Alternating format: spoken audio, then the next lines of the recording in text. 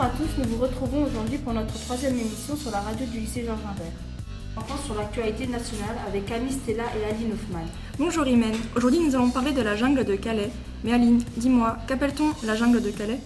Alors c'est un camp qui a été ouvert au printemps 2015 pour libérer le centre-ville de Calais de ses multiples camps informels, qui n'est plus vraiment temporaire, sur une friche industrielle de Calais où 4500 hommes, femmes et enfants transitent aux portes françaises du Royaume-Uni.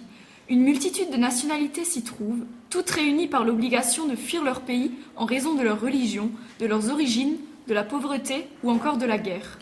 En effet, la situation des migrants réfugiés sur ce camp calaisien est dénoncée par de nombreuses associations comme insalubre et manquant de dignité. Même le défenseur des droits, Jacques Toubon, s'est offusqué de leurs difficultés d'accès aux droits fondamentaux fin octobre. La population du camp atteignait un pic de 6000 personnes, un afflux qui s'explique principalement par la difficulté de rejoindre de manière illicite le Royaume-Uni, renforcée notamment par la lutte contre les passeurs ou les nombreux travaux de sécurisation récents du site de Calais.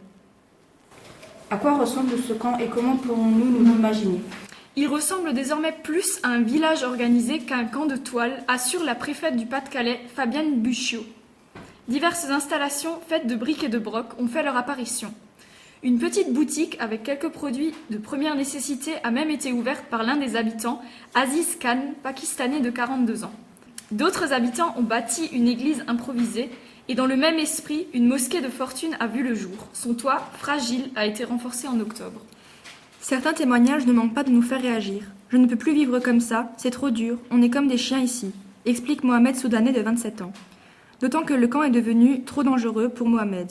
Il y a trop de tensions entre nous, nous sommes trop nombreux, dit-il. Mais le directeur de la direction départementale de la sécurité publique, François Angelini, a tout de même nuancé que les migrants qui sont en majorité dans une situation de détresse très forte n'ont pas tous la volonté d'être agressifs et violents. Quelle est les proposée aux migrants ? Plusieurs associations, ONG ou volontaires interviennent dans la zone, comme le britannique Ed Cotton, qui s'est installé sur place pour apporter son aide. Parmi les plus actives, Médecins du Monde, le Secours catholique ou des associations calaisiennes comme Salam et l'Auberge des migrants. Face à la situation dans la jungle, la justice a ordonné à l'État de réaliser divers aménagements sanitaires, notamment la création de points d'eau et de latrines supplémentaires. Les travaux ont débuté pour un budget de 18 millions d'euros, financé par la France et l'Union européenne. Le quotidien des migrants à Calais passe aussi par des tentatives de passage de la Manche, soit en se cachant dans des camions, des trains ou encore en tentant d'emprunter le tunnel à pied. Des essais tout aussi fréquents que les accrochages avec les forces de l'ordre. C'était Camille Stella et Aline Hoffman pour un point sur l'actualité nationale avec la jungle de Calais. Alors que les députés sont appelés à voter sur l'ensemble du projet de loi numérique, nos deux journalistes vous proposent un passage en revue des principales mesures adoptées par les parlementaires au cours des derniers jours. Nous écoutons avec nous Figel Sarah et Herzog Carole. Le gouvernement a rendu public jeudi 18 juin sa stratégie numérique. Parmi les mesures qu'elle comporte, certaines sont déjà connues ou enclenchées, mais d'autres sont plus inédites. Création de données d'intérêt public, des entreprises chargées de missions de services publics, transport, énergie seront concernées. Lancement de l'Emploi Store, un site et une application regroupant les services de Pôle emploi et ouvrant certains outils aux développeurs. Mise en place de la grande école du numérique, labellisation de formations, universités, collectivités, associations centrées sur le numérique. Organisation d'une rencontre entre start-up français et grands financeurs à l'automne sous l'égide du président de la République. Inscription de la neutralité du net dans la loi sans attendre l'issue des négociations à Bruxelles et après une période de concertation. Inspection par les services de la concurrence des conditions générales d'utilisation des grands sites opérant en France. Modification de la loi sur les données personnelles avant les nouveaux textes européens et instauration de la possibilité de transporter ces données personnelles d'un service à un autre. Lancement de travaux avec le Conseil de l'Europe pour établir une charte des droits du citoyen et du numérique. C'était Figel Sarah et Herzog Carole. Écrin de chef-d'œuvre de la Renaissance, dont le fameux retable d'Issenheim, le nouveau musée Unterlinden de Colmar, agrandi et modernisé après 2 ans d'imposants travaux et inauguré samedi par le président François Hollande avec Thomas Gross et Jennifer Kujugi. Le samedi 23 janvier, François Hollande, accompagné de Fleur Pellerin, ministre de la Culture et de la Communication, et d'une délégation d'une quinzaine de personnes, ont inauguré la nouvelle aile du musée Unterlinden à Colmar. Le musée propose un parcours de visite couvrant 7000 ans d'histoire, de la préhistoire à l'art moderne. Il fait partie des musées les plus visités de la région. Les collections du musée sont inscrites dans ces époques, le Moyen-Âge, la Renaissance et l'art populaire. La pièce maîtresse de ce musée est le retable d'Isenheim qui a été réalisé entre 1512 et 1516 pour la commande des Antoinins d'Isenheim. Le chef de l'État met une priorité sur la culture, qui est la principale victime du terrorisme. En développant la culture, il combat par la même occasion ce fléau. Passons ensuite à un point culture. Spotlight, un film réalisé par Tom McCarthy à l'affiche le 27 janvier au cinéma. Plus d'informations avec Hugo Quirin. Jour Imen. Adapté de faits réels, Spotlight retrace la fascinante enquête du Boston Globe, couronné par le prix Pulitzer, qui a mis à jour un scandale sans précédent au sein de l'Église catholique. Une équipe de journalistes d'investigation, baptisée Spotlight, a enquêté pendant 12 mois sur des suspicions d'abus sexuels au sein d'une des institutions les plus anciennes et les plus respectées au monde. L'enquête révélera que l'Église catholique a protégé pendant des décennies les personnalités religieuses, juridiques et politiques les plus en vue de Boston, et déclenchera par la suite une vague de révélations dans le monde entier. Ils tenteront de faire taire tous ceux qui parlent. Laissez-moi tranquille, nom de Dieu! 6% passent à l'acte. 6%, ça fait 90 prêtres. Si on avait autant de ces enfoirés, vous pensez bien que ça se saurait? Peut-être que ça se sait. Tu vas me donner les noms des prêtres et ceux de leurs victimes. J'espère que tout ceci peut rester entre nous le temps qu'on se mette au diapason. C'est pour ça qu'on est là, on doit se mettre au diapason. On a le choix entre deux sujets. Un sur la perversité du clergé, un autre sur une bande d'avocats qui transforment des viols sur mineurs en un juteux fonds de commerce. Lequel de ces deux papiers tu veux qu'on sorte? Parce qu'on en sortira un. Ils savaient et ils ont laissé faire. Ça aurait pu être toi, ça aurait pu être moi, ou n'importe lequel d'entre nous. Snoozilla, le son donné à la tempête de neige qui frappe les États-Unis. Le point avec Godefroy Nivel.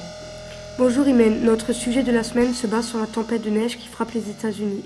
La tempête a frappé la zone la plus densément peuplée, affectant quelques 85 millions de personnes. Plusieurs villes de la côte sont actuellement survolées par la tempête Jonas, qui a déversé un épais manteau de neige privant d'électricité des dizaines de milliers d'habitants. Combien de personnes ont été touchées par cette tempête? Au moins 16 personnes ont péri en raison de ces intempéries selon les responsables locaux. La plupart des victimes sont décédées d'accidents de la circulation. Est-ce que certains transports ont été annulés?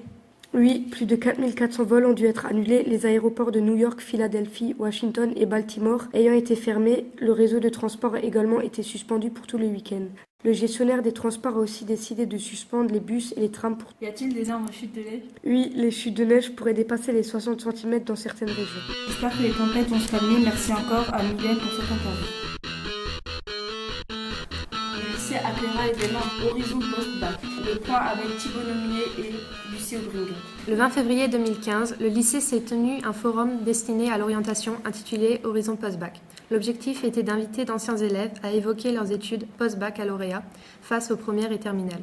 14 tables rondes étaient organisées dans des domaines très variés, commerce, maintenance, santé, mécanique, informatique, etc. Une opération très appréciée, un bilan largement positif. Cette année, Horizon Post-Bac se déroulera le 26 février 2016, de 13h30 à 17h.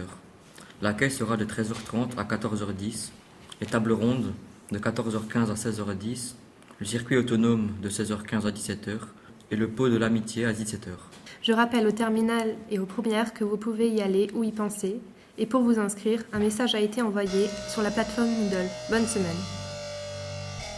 Les ambassadeurs du conseil départemental sont au lycée, un sujet traité par Yab Kiribi et Sarah Parman. L'opération Jade est une intervention des jeunes ambassadeurs du défenseur des droits pour l'égalité. 16 jeunes en service civique âgés de 18 à 25 ans sont recrutés pour la mission Jade afin d'aller à la rencontre de jeunes pour les sensibiliser contre la lutte contre les discriminations et à la promotion de l'égalité.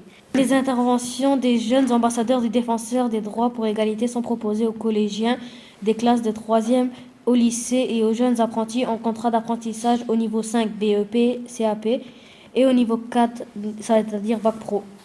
Ces interventions se déroulent sur 2 séances, d'1 heure chacune. La première séance permet aux JAD d'aborder les 3 aspects de la discrimination. Sa construction, sa définition juridique et les solutions à mettre en œuvre pour lutter contre les discriminations dont ils peuvent être victimes. La seconde intervention laisse place à un échange avec les élèves autour d'un des 4 thèmes. Accès au stage et à l'emploi, accès au logement, accès aux loisirs et au sport, discrimination en milieu scolaire et dans l'accès aux formations. Les JAD construisent des animations adaptées et ajustent leur seconde intervention aux préoccupations des élèves. Ils identifient les pouvoirs du défenseur des droits et renseignent les jeunes sur les acteurs locaux agissant sur l'accès aux droits. Ces 2 séquences sont précédées d'une rencontre avec l'équipe de direction, les professeurs concernés et le service social en faveur des élèves afin de présenter et préparer les interventions. Nous remercions Sarah Barman et Yam Krembi.